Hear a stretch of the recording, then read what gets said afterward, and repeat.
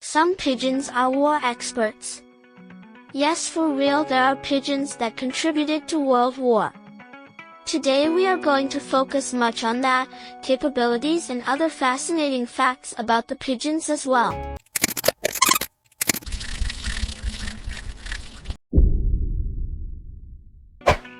This is Captain John Carney, in his hands holding Cher Ami, the World War I United States military pigeon post. During the 20th century, it was common for countries to have flocks of homing pigeons for military use. The birds could quickly deliver important messages between bases or across enemy lines. Pigeons are credited with saving thousands of lives through the information they so diligently delivered, commonly known as pigeon post. One pigeon named G.I. Joe saved British troops from a bombing with 5 minutes to spare. On the other side, Cher Ami delivered a total of 12 important messages for the U.S. military during World War I. On his last mission, Cher Ami was shot in the breast and still managed to fly for another 25 minutes, completing his mission and saving the lives of 194 stranded soldiers. Pigeons are effective as messengers due to their natural homing abilities. The pigeons are transported to a destination in cages, where they are attached with messages, and then the pigeon naturally flies back to its home where the recipient could read the message. As a method of communication, it is likely as old as the ancient Persians, from whom the art of training the birds probably came. The Romans used pigeon messengers to aid their military over 2,000 years ago. Frontinus said that Julius Caesar used pigeons as messengers in his conquest of Gaul. The Greeks conveyed the names of the victors at the Olympic Games to their various cities by this means. Naval chaplain Henry Tiange describes in his diary a regular pigeon postal service being used by merchants between Iskenderun and Aleppo in the Levant. The Mughals also used messenger pigeons. Before the telegraph, this method of communication was used extensively by stockbrokers and financiers. The Dutch government established a civil and military system in Java and Sumatra early in the 19th century, the birds being obtained from Baghdad. In 1851, the German-born Paul Julius Reuter opened an office in the city of London which transmitted stock market quotations between London and Paris via the New Calais to Dover cable. Reuter had previously used pigeons to fly stock prices between Aachen and Brussels, a service that operated for a year until a gap in the telegraph link was closed. Historically, pigeons were released from sinking boats to send for help. Pigeons have also been trained to aid in rescuing people lost at sea. They locate the people who are stranded and notify rescuers of the location. They are perfect for this job because, in addition to having great eyesight, they can detect the ultraviolet light that surrounds the people in the water. So believe it or not, pigeons can find their way home from an astounding 1,300 miles away. This has been proven that they can do so after being transported in complete isolation to a location they've never been. The cages were even rotated during transportation to prevent the birds from knowing which direction they were traveling in. Scientists do not fully know how pigeons manage to find their way back when they have no visual, olfactory, or magnetic clues to aid them in knowing their location. However, they now believe that pigeons actually have compass and map mechanisms that help them navigate.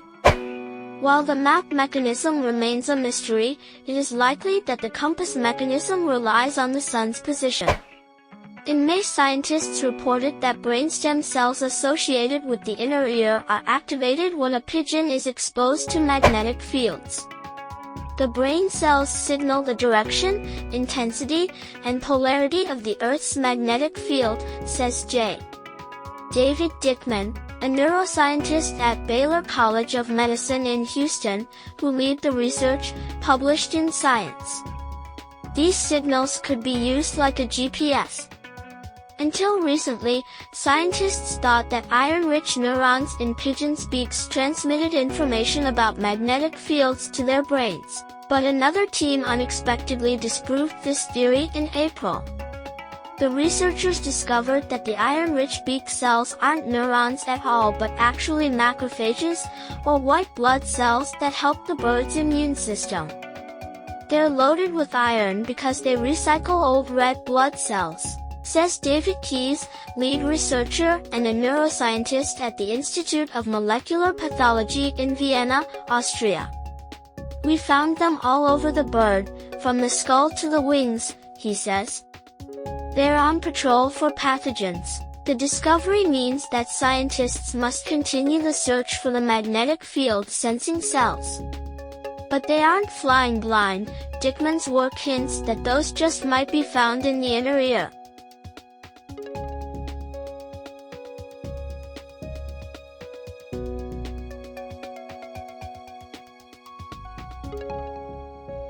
And so now, did you know that pigeons do produce milk?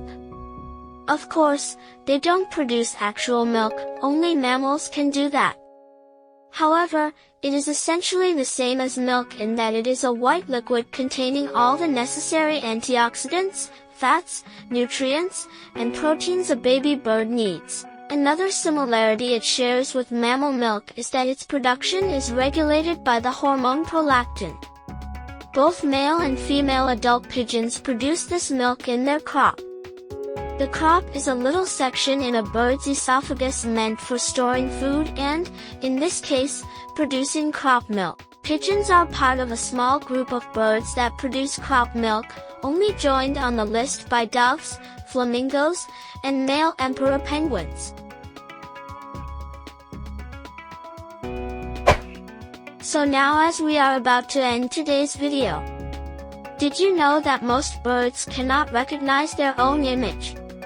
But pigeons, however, are able to identify themselves over a picture of a different pigeon. Their recognition skills don't end there, though. They are also able to differentiate between photos of different humans. Many people don't know just how smart pigeons are. With that capabilities, pigeons can be trained to recognize words and to match art with its artist. But what is perhaps most impactful is that they can even be taught to differentiate between benign and malignant growths. Researchers at the University of California, Davis trained pigeons to identify which biopsies were benign and which were malignant. Once they were taught how to distinguish between the two, the pigeons were able to use their newfound knowledge to diagnose brand new biopsies that they had never seen before. On average, a pigeon by itself had an 85% accuracy. In a group, their accuracy reached 99%, which is what is expected from a doctor. Thanks for watching. If you like the content of this video, click the thumb, share the video, subscribe to our channel and press notification bell for other videos with content like this. Let us know if there is anything you want to know in greater details. See you next time.